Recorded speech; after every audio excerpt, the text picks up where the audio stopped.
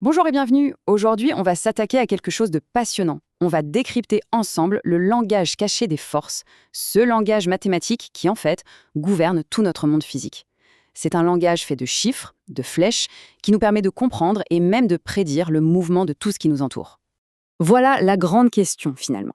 Chaque fois qu'on lance une balle, qu'on ouvre une porte, qu'on construit un pont, eh bien, on interagit avec des forces. Et pour maîtriser tout ça, nos intuitions, elles ne suffisent pas. Il nous faut un outil beaucoup plus précis. Ce langage, justement, celui qui permet de décrire les forces avec précision, il repose sur un pilier fondamental, l'algèbre vectorielle. Allez, voyons voir ce qui se cache derrière ce nom. Réfléchissons-y une seconde. Si je dis « pousse avec une force de 10 », ça ne veut rien dire, on est d'accord ? 10 quoi ? Et surtout, dans quelle direction je pousse ? Vers le haut ? Vers la droite ? Vers l'avant ?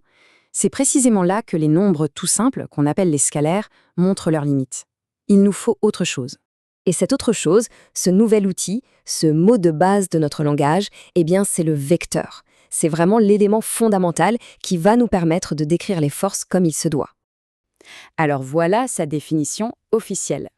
Un vecteur, ça contient deux informations absolument cruciales. D'abord, son intensité, qu'on appelle aussi sa norme, et ensuite son orientation dans l'espace. C'est l'outil parfait en fait pour décrire une force. Et visuellement, c'est tout simple, c'est une flèche. La longueur de cette flèche, eh bien, elle représente l'intensité de la force, sa norme. Plus la force est grande, plus la flèche est longue.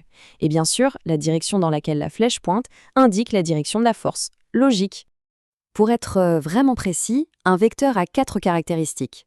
Son point d'application, c'est-à-dire son point de départ, sa direction, qui est la ligne infinie sur laquelle il se trouve, son sens, qui dit s'il va d'un côté ou de l'autre de cette ligne, et enfin sa norme, sa longueur. C'est sa carte d'identité complète en quelque sorte. Bon, maintenant qu'on a les mots, il faut apprendre à faire des phrases, c'est-à-dire qu'il faut apprendre la grammaire. On va voir comment combiner ces vecteurs pour décrire des situations plus complexes, par exemple quand plusieurs forces agissent en même temps. Alors, il existe plusieurs opérations, mais il y en a deux qui sont absolument fondamentales en mécanique. Ce sont vraiment les deux piliers de cette grammaire des forces, le produit scalaire et le produit vectoriel. Le produit scalaire, ça répond à une question assez simple. À quel point ces deux forces travaillent-elles ensemble ? Imaginez que c'est un peu comme si on projetait l'ombre d'un vecteur sur l'autre. Ça nous permet de mesurer l'influence du vecteur A dans la direction précise du vecteur B. Et mathématiquement, ça se traduit par cette formule.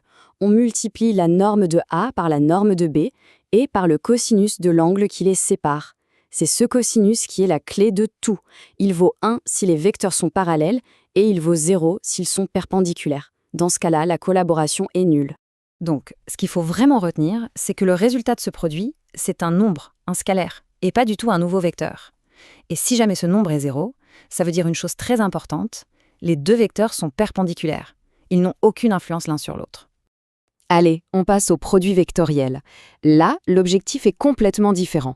Imaginez que vous serrez un boulon avec une clé, la force que vous appliquez, disons le vecteur A, et le bras de levier de la clé, le vecteur B, eh bien ensemble, ils créent une rotation. Et cette rotation, c'est un nouveau vecteur, perpendiculaire aux deux premiers. La norme de ce nouveau vecteur, donc sa longueur, sa puissance, elle se calcule comme ça. Norme de A fois norme de B fois le sinus de l'angle. Cette fois-ci, l'effet est maximal quand les forces sont perpendiculaires, exactement comme avec notre clé à molette, et il est nul quand elles sont parallèles. Et là, ce qui est vraiment fascinant, ce sont les conséquences. On obtient un tout nouveau vecteur qui sort littéralement du plan formé par A et B. Et attention, l'ordre compte. Si on inverse les vecteurs, on inverse la direction du résultat. Et si le résultat est nul, ça signifie tout simplement que les deux forces de départ étaient parallèles. Bon, on a vu les mots, les vecteurs. On a vu la grammaire de base, le produit scalaire et le produit vectoriel. Mais pour les situations vraiment complexes en mécanique, il nous faut un outil encore plus puissant. Un outil capable de raconter toute l'histoire. Imaginez un objet solide, n'importe lequel, sur lequel agissent plein de forces en différents points. Il y a des poussées, d'accord, mais il y a aussi des torsions, des effets de rotation. Comment est-ce qu'on peut résumer tout ce bazar en un seul objet mathématique propre ?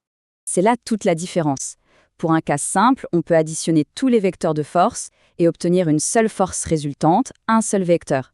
Mais dans un cas complexe, avec des effets de rotation, cette résultante ne dit pas tout. Il manque une information capitale sur la torsion globale du système. La solution, c'est le torseur. C'est l'outil ultime qui résume absolument toutes les actions sur un objet. Il est composé de 2 vecteurs. D'abord, la résultante, ça c'est la somme de toutes les forces, tout simplement. Et ensuite, le moment, un vecteur qui décrit l'effet de rotation totale, cette fameuse torsion globale que subit l'objet. Le torseur nous donne donc toute l'histoire en un seul package. Un vecteur pour le déplacement, la translation, c'est la résultante, et un vecteur pour la rotation, c'est le moment. C'est la description la plus complète qui soit du mouvement. Et cette citation résume parfaitement son importance. Sans le concept de torseur, toute l'étude moderne de la statique, de la dynamique des solides, de la résistance des matériaux, ce serait tout simplement impossible. C'est la véritable clé de voûte de la mécanique. Alors terminons avec cette question. Armé de ces outils, le monde qui nous entoure se révèle sous un jour complètement nouveau. On peut désormais voir les vecteurs de force dans la structure d'un pont, le produit vectoriel qui fait tourner une toupie, ou le torseur qui garantit l'équilibre d'un bâtiment tout entier. Les maths nous ont littéralement donné un nouveau regard sur le monde.